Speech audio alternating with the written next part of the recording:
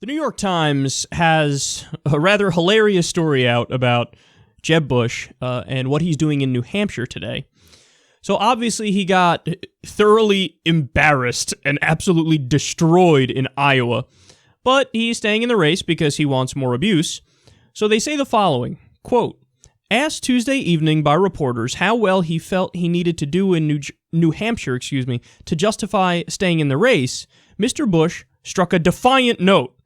Oh yeah, I'm continuing. I'm continuing on, yeah. Okay, that's a quote. So they ask him, hey man, how well do you think you have to do in New Hampshire in order to continue and stay in the race? And he doesn't even answer. He's just like, no, I'm staying in. Totally, man. Everything's going great. I'm continuing on. We're going to win this thing. We're going to do a comeback, let me tell you. Yeah. The quote is, oh, I'm continuing. I'm continuing on. Yeah. That's his literal quote. Dude, pay attention. They didn't ask you that. Here's the best part. Quote, speaking to a crowd at the Hanover Inn near the Vermont border during his final stop of the day, Mr. Bush finished a fiery riff about protecting the country as commander-in-chief. He said, I won't be out here blowharding, talking a big game without backing it up. And then they say, he was met with total silence. You ready for this? He goes, please clap. Sounding defeated. And then the crowd laughed and clapped in like an awkward, what appears to be like a sympathy, hey, break the tension by clapping and get this over with kind of thing. Oh my God, Jeb, you asked the audience to please clap for you? Let me give you a tip. As a pro talker myself, if the audience isn't laughing or clapping on their own, it ain't them, it's you. You ain't doing it right. Now, maybe there are exceptions to that rule.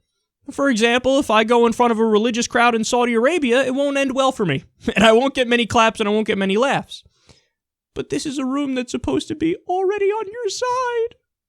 They came to your event. And you still couldn't get them to clap for you without you begging for it. Oh no. Oh no.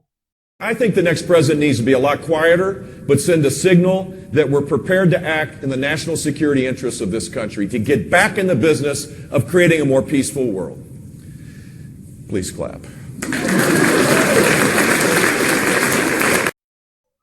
No, Jeb, that's it. You gotta go. You can't do that. That's us. It's better to just bite the bullet of the silence than say please clap, and then you make it a news story, and everybody mocks you, and then everybody realizes, dude, you're just coasting off your own name recognition. I mean, it really is that sad at this point. In the last debate, there was a point where he said, you can buy my book on immigration. It costs $2.99 on Amazon. I can assure you it wasn't a bestseller. Everybody can afford it. Who says that? Who the fuck says that, man? Now compare that to Donald Trump. Even when Donald Trump has nobody supporting him on different policies, he finds a way to flip it back on the audience and say like, no. I'm popular even though I may objectively not be popular on this. I'm going to make you think that you should be with me and I'm going to blame you. Jeb is just like, can somebody please like me? Please clap for me. That's not how you do it. He reminds me of the desperate boyfriend who gets broken up with. And then immediately after, he's like, can you just tell me what I did wrong? Dude, you're doing it right now. Right now.